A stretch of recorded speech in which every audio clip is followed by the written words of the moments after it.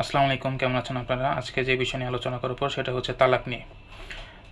তালাক কীভাবে দিতে হয়, তালাকের বাধ্যবাধকতা এবং আইনগত প্রক্রিয়া কী, সেই বিষয়ে আজকে আলোচনা করব। তো তালাক নিয়ে আমাদের সমাজে বিভিন্ন রকম মিথ বা কুসংস্কার আছে। সেটা হচ্ছে যে তালাক তালাক তালাক বললেই হয়তো আইনে তালাক কার্যকর হয়ে যায়, অথবা কোর্টের আদেশ ছাড়া হয়তো তালাক কার্যকর হয় না। দুইটাই এক ধরনের মিথ। এটার আসলে কোনো আইনগত ভিত্তি নেই। তালাক যদি আপনাকে দিতে হয়, সেটা আমাদের মুসলিম ফ্যামিলি অর্ডিন্যান্সের ৭ ধারা অনুযায়ী আপনাকে দিতে হবে। তো ৭ ধারায় কী বলা আছে, যে তালাক দিতে হলে অবশ্যই আপনার স্বামী বা স্ত্রীকে নোটিশ প্রদান করতে হবে এবং এটা বাধ্যতামূলক। তা না হলে আপনি আইনগত প্রক্রিয়ার মধ্যে পড়ে যাবেন, অথবা আপনার বিরুদ্ধে আইনগত ব্যবস্থা নেওয়া হতে পারে।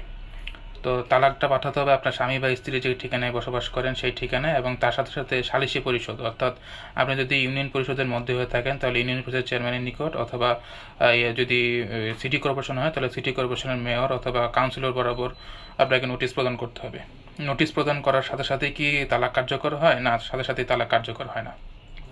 নোটিশ প্রদানের 90 দিন পরে যে তালাক কার্যকর হয়, 90 দিনের মধ্যে আপনাকে সিটি কর্পোরেশন থেকে অর্থাৎ সালিসি পরিষদ থেকে আপনাকে কল করবে, আপনাকে এবং আপনার স্ত্রীকে অর্থাৎ দুই পক্ষকে, এবং আপনাদেরকে আপোষ মীমাংসা একটা সুযোগ তৈরি করে দিবে তারা, যাতে আপনারা নতুন করে সংসার করতে পারেন যদি আপনাদের ইচ্ছা হয়। যদি আপনারা এর মধ্যে আপোষ মীমাংসা করতে না পারেন, সেই ক্ষেত্রে 90 দিন পরে যে তালাকটি কার্যকর হয়ে যাবে। তো তালাক কার্যকর হওয়ার পরে আসলে কি হয়? তালাক কার্যকর হয়ে যাওয়ার পরে স্বামীর সেরকম কোনো সমস্যা হয় না। এই ক্ষেত্রে স্ত্রীর কিছু সমস্যা হয়, সেটা হচ্ছে দেনমোহর, ভরণ পোষণ, এবং যদি সন্তান থেকে থাকে সন্তানের ভরণ পোষণের যে সমস্যাগুলো। অনেক ক্ষেত্রে দেখা যায় যে স্বামী তার যে দায়িত্ব, মানে দেনমোহর পরিশোধ করা, ভরণ পোষণের টাকা দেওয়া এবং সন্তানের ভরণ পোষণ দেওয়া, সেটা সে করে না। সেই ক্ষেত্রে স্ত্রী যেটা করতে পারেন, পারিবারিক আদালতে যে ভরণ পোষণ, দেনমোহর এবং আপনার যে সন্তানের ভরণ পোষণ আছে এর জন্য মামলা করতে পারেন। মামলা করে এই টাকাটা আপনি আদায় করে নিতে পারেন। এখন অনেকে প্রশ্ন করেন যে ভাই, স্ত্রীকে তালাক দিতে পারে কিনা, এবং স্ত্রী যদি তালাক দেয় সেই ক্ষেত্রে দেনমোহর পরিশোধ করতে হবে কিনা। প্রথম কথা হচ্ছে, হ্যাঁ, স্ত্রী তালাক দিতে পারে যদি আপনি তাকে তালাকের অনুমতি দেন। অর্থাৎ যখন আপনি তালাকটা বিয়েটা রেজিস্ট্রেশন করেন, মানে বিয়ে হয় আপনার, বিয়েতে নিকানামা বা কাবিননামা 14 নম্বর কলামে দেখবেন একটা জায়গা আছে, সেখানে বলা থাকে যে স্ত্রীকে তালাক দিতে পারবে কিনা।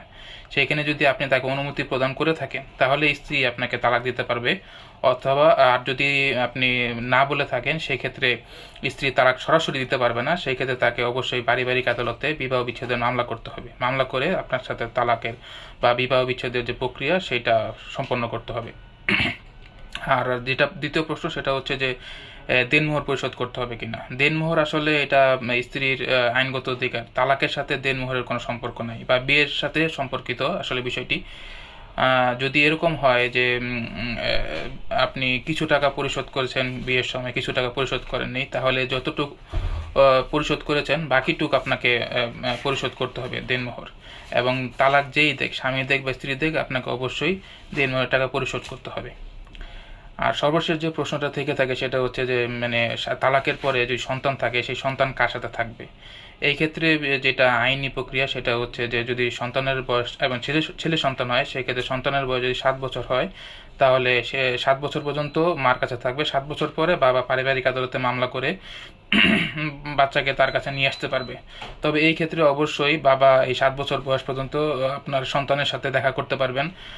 চাইলে সন্তানকে তার কাছে নিয়ে 1 দিন বা 2 দিন রাখতে পারবেন। যদি এই ক্ষেত্রে এরকম হয় যে স্ত্রী বাধা প্রদান করে, দেখা করতে না দেয়, সেই ক্ষেত্রে বাবা পারিবারিক আদালতে মামলা করতে পারবেন।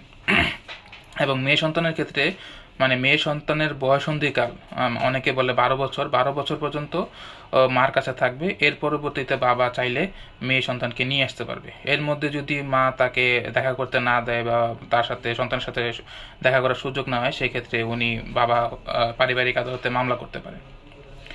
এই হচ্ছে মোটামুটি তালাকের বেসিক বিষয়। আসলে তালাক হচ্ছে একটা বড় বিষয়, এটা আসলে একটা ভিডিওতে কভার করা সম্ভব না। এটা খুবই বেসিক একটা বিষয়, অনেকের যেগুলো কমন জানার বিষয় থাকে সেই বিষয়গুলো নিয়ে আলোচনা করলাম। আর আমার মতে হচ্ছে তালাক না দেওয়াই ভালো। যদি এরকম সম্ভব হয় যে আপনি আপোষ মীমাংসার মাধ্যমে সংসার করতে পারবেন, বড় কোনো সমস্যা নেই। অনেক ক্ষেত্রে হয় কি যে স্বামী অনেক টর্চার করে স্ত্রীকে, বা অনেক ক্ষেত্রে স্ত্রীও স্বামীকে টর্চার করে বা মানসিক অত্যাচার করে, সেই ক্ষেত্রে হয়তো তালাক না দিয়ে থাকা যায় না বা তালাক দিতেই হয়। তবে আমার পরামর্শ হচ্ছে যতটুকু সম্ভব তালাক না দিয়ে থাকা। তো আপনারা অবশ্যই আইন মানবেন এবং আইন অনুযায়ী কাজ করবেন, যাতে পরবর্তীতে কোনো প্রকার আইনি প্রক্রিয়া মানে আইনি ভেজাল না হয়। তা আইন জানুন, আইন মানুন এবং নিরাপদে থাকুন। আসসালামু আলাইকুম।